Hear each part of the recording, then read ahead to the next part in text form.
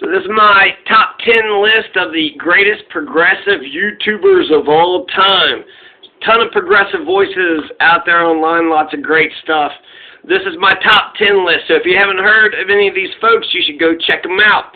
So my number 10, Joe Rogan. Number 9, Krystal Saagar. Put them both together. 8, Lee Camp. 7, Graham Elwood. 6, Rational National. 5, Trevor Noah. 4, Katie Halper. 3, Seth Myers. 2, Cody Johnston. And the number 1 greatest progressive YouTuber of all time, Dave Rubin. I'm just kidding. Progressive YouTuber psychos, chill the fuck out. For some reason, there's just a lot of hatred online for Dave Rubin. Almost, I don't know if the progressives hate Dave Rubin or Donald Trump more. Number 1 greatest progressive YouTuber of all time, drum roll, Jimmy Dore. Jimmy Dore is fantastic. I don't give a fuck what anybody says. He's an absolute national treasure. He's a unique perspective. He's a necessary unique perspective. He's hilarious. He's funny. He's interesting. He breaks brand news, the news stories. He's breaking news stories all the time. He thanks the media for leaving him a wide open lane. Jimmy Dore is a beast. Jimmy Dore is a badass. Jimmy Dore smashes the CARES Act. Dylan Ratigan is on Jimmy Dore's side. Dylan Ratigan is fantastic.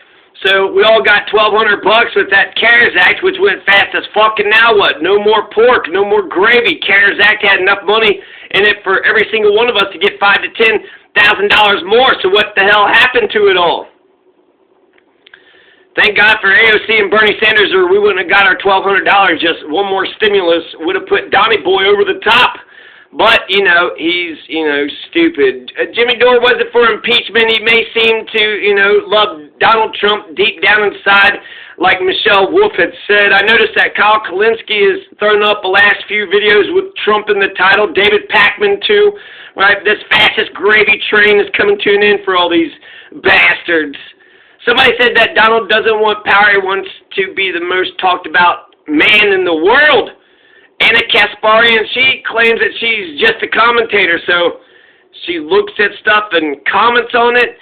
Now, I did not put TYT on the list, even though Cenk Uygur and TYT, they have set the standard. Kyle Kalinske, I didn't put him on the list either, even though the biggest criticism that I have against all of them, including them, is they don't have the Justice Democrats, right? They don't have that organization that's going to get real change. They're just commentators. They're just, oh, look at that issue. And, that I think somewhat helps if nobody made a comment about it and then somebody made, some sort of an important point that you hadn't thought about. But just a commentator, they're just commentators. It's kind of disappointing when I think about, the whole all these guys are, celebrities. They could run for president, right? They could run for Congress. They could do so much more. Cenk ran for Congress. So, I give him all the credit in the world. It just, since I don't watch TV anymore, all my content comes from essentially YouTube. And the Young Turks they don't have, their stuff isn't on YouTube as much. They only pick 1 or 2, and then it's join, be a member, pay extra money, and all this extra stuff. So, yeah, let's go through the list again. So, Jimmy Dore is a beast. Jimmy Dore is fantastic. Cody Johnston. You should check out Cody Johnston. Some more news, some interesting news, some more news. He's hilarious. He is. I like his look. I like his sound. He had a strong rebuke of fascism. In the beginning of Donald's presidency, it was awesome. I click on all his stuff, even his conspiracy theory on wild boars.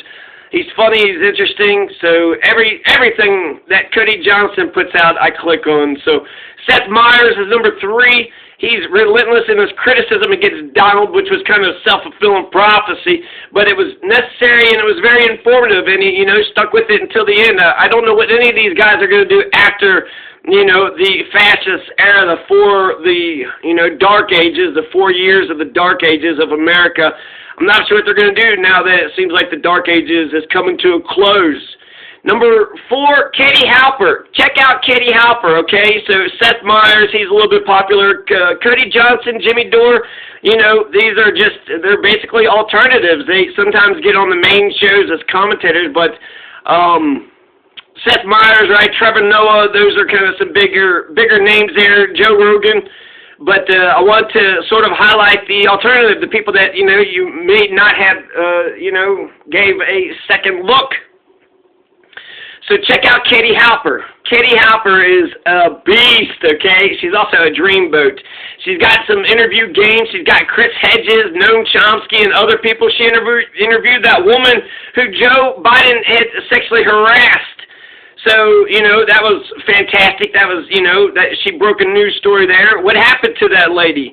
Katie Halper, she's, you know, like Jimmy Dore's Steph, only prettier. When I saw Katie Halper on the Jimmy Dore show for the first time, I was like, yep, that's, my God, you know, that's what I want. A pretty, progressive, feminine, rooted towards justice. It's all fantastic. Katie Halper, she puts up new content, has lots of interviews. I mean, she's just relentless. I can't believe that I hadn't discovered her until, you know, maybe a month or two ago. Maybe a year. So, yeah, Katie Halper, fantastic. Trevor Noah is funny and cool. If any of these folks, there's, you know, Joe Rogan, people might, you know, he's not a real progressive. He considers himself a progressive, and, you know, I love his style. You know, he was the last on the list. But, so, what am I saying? Trevor Noah is funny and cool. He's interesting. There's a lot of things that Trevor Noah has said that I'm just like, interesting. He said that our chicken in America are not normal. You know, buffalo wings, the fact that our chicken wings those are baby chicken wings, right? Those are not normal. Those are not full-grown chickens, right? So why, that's, you know, so that's interesting. I'm like, never thought of that. And he talked about reparations. He says the root word is repair, and the whole idea of reparations is to repair the relationship with black folks. So, yeah, I like Trevor Noah. He's funny and cool. He's probably too corporate, just always, you know, nonstop throwing stuff out, but he's relentless, too. So that's why, you know, I give Katie Halper, like, even more credit, and Cody Johnston and the Rational National, Graham Elwood. All these guys have to break through and, you know, get the attention that they deserve. We don't live in a meritocracy. We don't live in you know, Alec Baldwin was Donald Trump. It wasn't, you know, that one guy that had the President's Show. It wasn't the best impersonator. The best Donald Trump impersonator did not get the job at Saturday Night Live. So we do not have a meritocracy here. Essentially, if you're going to be great, you got to, you know, be great, and then you got to promote your greatness. So you got to be a great marketer on top of your, you know, all, you know, your general greatness. So Rational National, this guy is fantastic. He's a Canadian. He's sharp. He's got clean, crisp videos. Consistently releases them. I find myself clicking on them. I click on that damn progressive voice too, and I'll mention something about that here in a second. But Rational National, he's interesting. He's got a, you know, good perspective, and, you know, he's a progressive. So he's also a very calming and soothing and humble voice. I think that there's some beef that was going on, maybe between Sam Cedar, Jimmy Dore, or some shit, and he tried to step in. So David Doel, D-O-E-L, David Doel is the Rational National. So check out him. Graham Elwood. Graham Elwood is fantastic. I trust the hell out of Graham Elwood. Just a good, honest, decent fucking man. And it's, you know, in the era of Trump, it was the era of universal deceit. And Graham Elwood just being, you know, an honest, good, you know, man makes him a great man. So he's just, yeah, he touches on a lot of important issues, like, you know, all over the place. But I like Graham Elwood, Lee Camp, I like the comedians. The comedians, you know, kind of, Jink is funny too. So the comedians kind of, you know, the bad news kind of make it easier to listen to the bad news on, you know, but it's also, I don't know, I want to call to action, right? So the fundraisers, there's another thing. Seth Myers and Trevor Noah, not only are they corporate, money-making machines, but they also do fundraisers and shit. And, they're online. They're YouTube. I see more of these guys than I do TYT because, they put more stuff out on YouTube. So Lee Camp is awesome. I like what he says just on empire, on imperialism. When it came to Juan Guaido in Venezuela, his joke about how Juan Guaido said, declared himself the president of all of his stuffed animals. So he symboled all of his stuffed animals on his bed, and I am the president. And just, I don't know, I thought that was a funny and accurate as shit. Juan Guaido is not the fucking president of Venezuela. Remember, 1 or 2 years ago, the whole Congress was standing up in universal applause, pretending that he was the president of Venezuela. And where is he at? He's nowhere. He's not the president. It was all bullshit. It was one big lie just because Venezuela is socialist, and so they want to, hurt the socialist nation right there in our front yard.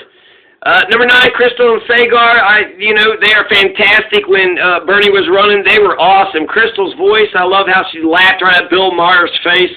It was a little bit sad. Saagar seemed to take a little schadenfreude when Bernie lost. Like, he was happy and giddy the day after, right? And then, seeing how Krystal would react. But that's terrible. Bernie is a man, right? But the idea was we had a good, honest man who is a socialist, that would have been one of the greatest presidents, not just in my lifetime, but in the history of America. And that's the dream that will never die. Maybe we can just get a bunch of good, great socialists in local and state government, and then one day find some younger Bernie Sanders, further down the road. But we came so close to the dream. We also didn't have that conversation. Donald Trump, is a right-wing populist. You need a left-wing populist. Bernie would have smashed the shit out of Donald Trump because he would have had, his supporters would have been passionate and enthusiastic, and, he would have had the Democratic machine behind him. And so we never, as America, we didn't get that conversation with Bernie Sanders versus Donald Trump. That was the conversation that we needed to hear. Joe was okay, Donald's just a fucking bully, and Joe turned out to be the right man at the right time. But they definitely, the Democratic Party, the neoliberals, they were, we barely eked out that victory, right? So that's the Democratic Party should be ashamed of itself, and it was a rejection of centrism. That's Katie Halper. It was a rejection of centrism, the fact that he barely won the damn thing, the worst president in our lifetimes or whatever, and then he's going to barely win the damn thing. That was awful. That was terrible. So Krystal and Saagar just shows how the brand new right and the brand new left can get along, and I believe that. I believe that the new left and the new right, the people, have a lot more in common with each other, amongst each other, than with the government and the oligarchs and the ruling class. Ron Platoon, he tweeted he's been tweeting some interesting shit and some theories about American government and why we have states and government and why do we even have this system of representation that's broken, that doesn't represent anybody. So what? So, Ron Platoon's okay. He's all right. And then number 10, Joe Rogan. Joe Rogan's a badass. He's in a league all of his own. He's in a league all of his own. He is a progressive, but, he basically, I don't really know. He's like, I don't understand politics, but that's why I sort of trust Joe Rogan, because he's honest. He actually had a joke where everybody pretends that, they know what's going on. Hey, you know what's going on? Oh, yeah, I know. You don't? Oh, no, I know. I just seen if you knew. Joe Rogan's style, he, allows people to dive deep into the conversation, talk about it for as long as they want to talk about it. He talked to Bernie Sanders. He made a comment about how Joe wasn't, that electable, and then, got a lot of the publicity for that. All of a sudden, Joe Rogan is significant. He's been off to the side doing these interviews forever, and he interviews everybody. He talks to everybody. He had one on Jimmy Dore, and, one thing, the Joe Rogan benefits, sometimes I'll have it just playing, and then it goes on all night, and I just fall asleep to the damn thing, wake up to it at the end, and they're like, yeah, so we're going to get the peanuts and the peanut caravan going down, down to Georgia. What is happening right now? What are they talking? 2.5 hours into his 3-hour, blog or vlog broadcast. So yeah, those are my, those are the top 10. Those are the top 10. Joe Rogan, Krystal and Saagar, Lee Camp, Graham Elwood, Rational National, Trevor Noah, Katie Halper, Seth Myers, Cody Johnston, and Jimmy Dore. Jimmy Dore's a national treasure. Jimmy Dore and Steph. I need a Steph. And, the Katie Halper just gives me, the parameters. That's the kind of woman that I want. She's just fantastic, So, check out Katie Halper. I'm sure everybody will. I'm sure the world's going to fall in love with her. There's a lot of, we got a lot of hottie progressives, YouTubers, Anna Kasparian, you got Emma Vigeland, whatever. She went to Sam Cedar, which, she's getting paid, and, it's helping with his channel. It's sort of making his stuff interesting, but it feels like Sam Cedar got his Anna Kasparian.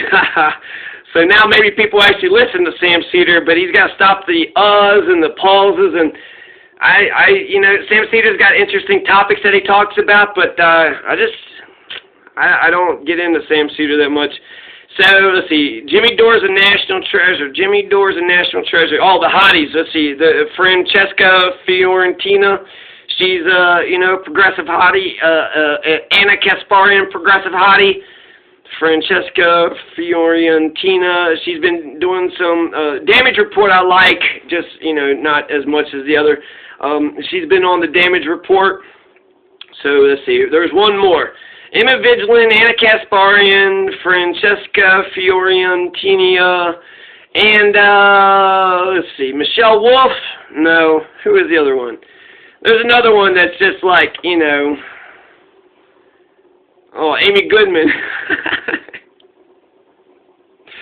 Emma Vigeland, she's super sweet, pretty progressive. She goes into an oppositional crowd as fearless as Jordan Klepper, Sacha Baron Cohen, or Baby Bush. The whole crowd can hate him, but they go right into it. And she was actually, she's just a nice, sweet, beautiful, white, woman. So even people that completely disagreed with her, she was able to talk to them, and she was just kind of like, would ask a question, and she would, make her points and then listen to what they had to say, and she was real good. Francesca Fiorentina, she's on that AJ Plus channel and on the damage report, so maybe, she gets some more traction. She was on TYT for a minute there.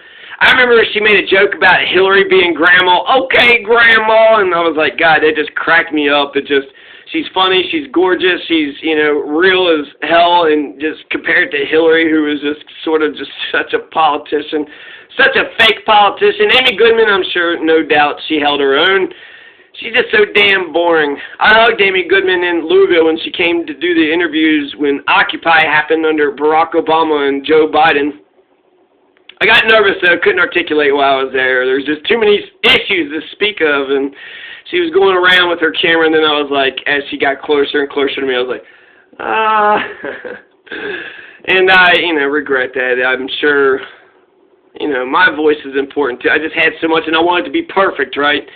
Oh, why am I out here? Because of the poverty and the prison corruption and the police and the rich and the working class, lack of unions, the student tuition, and my God, why wouldn't you be out here? Lack of health care? What the fuck? There's just so much shit that's going on. So, let's see. Jordan Charlton, he's just a weird, creepy, weird guy. He and Ben Mankiewicz need to get a show together. The Progressive Voice, he's the Jerry Springer of progressive politics. They say he's the TMZ. He's not going around doing no TMZ. TMZ would make it better, so maybe he could be more of the TMZ, a progressive YouTuber. He's just so damned annoying. But he's got decent content, and I find myself clicking on his stuff in spite of the host. So the Progressive Voice, I think you should pay attention to it, watch it. He's getting, thousands of views, so he's getting traction just, based on him being interesting. And that's the thing with YouTubers, is they got to sort of, not like Conan O'Brien, just fall out of the clouds and, that's the comedian in charge, but they got to build a crowd up and build a base, and, they got to work on basically their careers, right? So what? So Progressive Voice, if the person has something, they got the story that you didn't hear, or if they got the video that you didn't see. I don't have TV, so anytime that there's an MSNBC, whether a neoliberal said something dumb, or Rush Limbaugh, or some conservative, I don't have TV, so anytime that they have a video clip, I think Sam Cedar, some of these, you know, TYT, they sort of just live off the video clips, and it helps make it a better video. And so if they have the clip, right, then it's like you click on it to see the video. You don't really care for the commentary, but they're the ones that are highlighting it, and they're the ones that are bringing it to your attention. So that's, you know, the progressive voice. He's, you know, the Jerry Springer of progressive online politics. He's the Jerry Springer. He's got, look at the way he does his videos. It shows, you know, a lot of times you'll have the person and then they'll just have a picture off to the side. Well, he's able to, you know, show the whole screen of his computer, and then he's just like in the corner. And I like that a lot better because you get to see a lot more. You get to see the article. You can read along with the article. He's, you know, there's the ranking system. You know, he had a ranking system, so you know, there's a couple people that I didn't hear of that I need to check out. For instance, Benjamin Dixon, Progressive Soapbox. I actually know the Progressive Soapbox. He's, you know, just kind of like the Progressive Voice. They put out a lot of, you know, they point out a lot of good stories, but I don't know. I guess it just seems like they're just kind of cherry picking. And where are we going with all this? So with Cenk Uygur and Kyle Kulinski, I really liked when they were part of the Justice Democrats, because I felt like by supporting them, by liking, commenting, you know, whatever, donating, whatever it is you want to do with, you know, their YouTube videos, by supporting them, you were supporting AOC and Ilhan Omar. You were supporting the Justice Democrats. You were supporting a bigger change. So I would encourage all these YouTubers to look for the bigger change. Richard Wolff, Democracy at Work, MCSC Network, Sean King, Real News Network, Baltimore-based RJS Co. Jeremy Scale. I like him. I don't know if he's still putting stuff out or not. So really, you know, anybody can be a YouTuber. Bernie can be anybody who communicates through YouTube, right? That's all it takes to be a YouTuber. But these folks are just, you know, constantly doing the grind day in, day out. And yeah, so what am I? How am I going to end this? I don't know. I'm going to just go on and on about the Progressive Voice. TYT, right? You got the 4 originals. It was awesome watching Jimmy Dore and Cenk Uygur when they were on the show together. And Cenk was, you know, humble enough, but Jimmy Dore, he didn't need his show. He didn't need to be on Cenk's show in spite of the great respect that he had for Cenk and the show. So just watching Cenk Uygur and Jimmy Dore talk about this and that, you know, Jimmy Dore is going for the joke. He's trying to make it entertaining, and he understands broadcast. I think that's the thing that maybe the Progressive Voice doesn't understand. So Jimmy Dore is just, he's just on it. You know, he's got all those impersonations. I don't know who that impressionist is, but he does Vince Vaughn and Joe Biden and Bernie, and it's just fantastic. That impressionist is funny as fuck. Like I said, he's breaking stories because he's talking about issues that nobody else is talking about. You know, versus like some of these other ones, they're just kind of throwing stuff out there, but Jimmy Dore actually has a world view. You can understand where he's coming from, whereas the Progressive Voice, I feel like his entire identity is, oh, I hate that Jimmy Dore, because he's a national treasure, because he's a unique voice. Candace Owens is like a prominent black conservative voice. You need a conservative voice, right? You need a prominent conservative voice, and progressives need a Jimmy Dore. Progressives need a Jimmy Dore to point out that perhaps having a Joe Biden in there and not a Donald Trump, we could have organized under Donald and then got, you know, the best damn president ever. Joe Biden, he might crash everything. Look at the black murders. They're still killing black folks, right? So is Joe Biden going to stop that? We got poverty. There's a lot of problems, all those wars. So after 4 years, when Joe Biden doesn't deliver, then everybody's going to come back to Jimmy Dore and say, God, you were right. You were absolutely right. He was, you know, people are saying the same shit when it comes to 2016. He was right about Russiagate, right? He just, you know, was saying it was all bullshit, and, you know, guess what? It was all fucking bullshit. And, yeah, Jimmy Dore is fantastic. Steph, right? Steph, you need a Steph because she laughs. Her laughter is infectious, but it's also, you know, it's validating for Jimmy Dore. So if he says something that's funny, I don't think her laugh isn't inauthentic. It's genuine. So when he, you know, makes her laugh and cracks her up, that's sort of the, you know, the essence of their relationship, and that's what makes their relationship just so on point and perfect. So Jimmy Dore is a national treasure. He's definitely number one. Jordan Sheridan, Right, he's just creepy. The creepiness just oozes out of Jordan Sheridan. Ben Makowitz, they need to get a show together, and the Progressive Voice, all of them together. This guy's a little, I don't know, he's just annoying and kind of creepy. I don't know. He bugs me in so many levels. He says scenario like an asshole, scenario. He said Neera Tanden, essentially the arch enemy of progressives. Why are you talking so weird? The Progressive Voice, he's just full of his own shit. He thinks he's cool and he's laid back and he's inserted himself into a bunch, so hopefully he's getting his ideas out there. If he's got ideas or an identity, if he's just being the Jerry Springer, the TMZ or whatever, progressives, I think it's too much credit. TMZ don't actually have, TMZ gets, Britney Spears breaking down on the sidewalk. He's not going out there actually videotaping any of these folks. He's just online when he noticed that there's a beef on Twitter, or if there's, people are getting slammed for saying something that he kind of agrees with or some shit, he kind of points out the beefs between progressives, and he's one of the biggest ones that's pushing the beef. So, Sam Seder, he's going to love him because he hates Jimmy Dore. He just wants to hate Jimmy just to hate Jimmy. It's just the person, the number one guy, so if anything, Jimmy Dore should just take all the criticism against him like he's just a dumb comedian, right? And that his whole routine is he's a dumb comedian, and if he can understand this shit, then we all can understand this shit. And so that's his stick, and that's a good stick, right? We all can understand all this stuff. So, the progressive, we watch train wrecks, right? We watch Jerry Springer, right? They get into the fucking shit, and if they find some, I want to know if progressives are beefing. Sam Seder, I don't really like Sam Seder's content. I don't like the way he talks. I don't like the way, he picks some interesting stories or what have you, but he's just, I want the Sam Seder, though, and Jimmy Dore to get along. And sometimes it seems like all these YouTubers, these are all my family, right? These are all my friends. And I hate it when we fight like this. So, yeah, Progressive Voice, scenario. The scenarios that I see that's going to come out, the way that I see, he just annoys the shit out of me. So I think sometimes, even annoying people might have a video clip, an MSNBC clip, or no story that you didn't hear about, or, people beefing online. I would hate to think that a Twitter argument or some shit on art would just separate, great progressives that could, if we were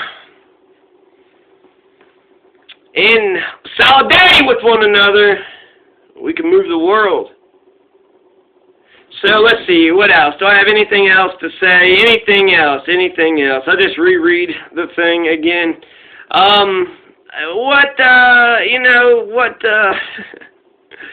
There's some people I considered. Actually, let's go through what the people I considered. I considered a lot of people. Tim Black's show. I like Tim Black. I guess I need to check him out more. Danny Pacman. I don't like Danny Pacman. A little bit of Jimmy Kimmel, and Amber from Seth Myers. Jimmy Fallon. He's cool, but he don't really. Trevor Noah is political as fuck. Colbert. I don't watch Colbert anymore. It feels gross. I cannot watch Stephen Colbert. Who else? Glenn Greenwald, Edward Snowden, Kyle Kalinske. He's slipping. He said no to impeachment. So in a way, he's like Jimmy Dore in a sense. Do you deep down inside love Donald? Do you deep down? I mean, he's been a gravy train for all of you. There's actually one new guy, Richard Elmhurst.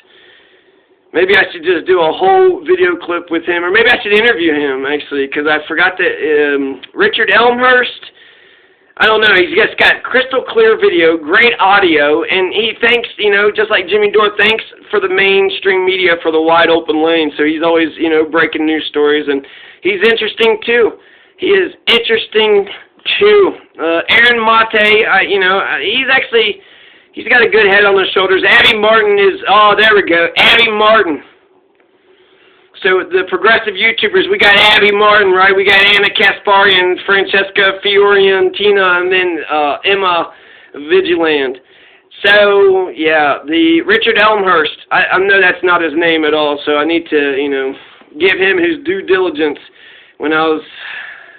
he's a good new voice that you should check out. So that'd be an honorable mention. The guy's name that I'm not saying correctly. God, let's see here. Let's just refresh Maybe he'll pop up in the, come on, artificial intelligence. Know what I'm thinking? Aren't you recording all these? Not Rational National, not Graham Elwood, not Trevor Noah, not Mitch Hedberg or Joe Rogan. No, no, no, no, no. One more refresh. What is it? Richard Medhurst. Richard Medhurst. Ha ha. Julian Assange's life at risk. COVID outbreak at Belmarsh. Julian Assange, he's still in Belmarsh prison. Even with my crappy audio.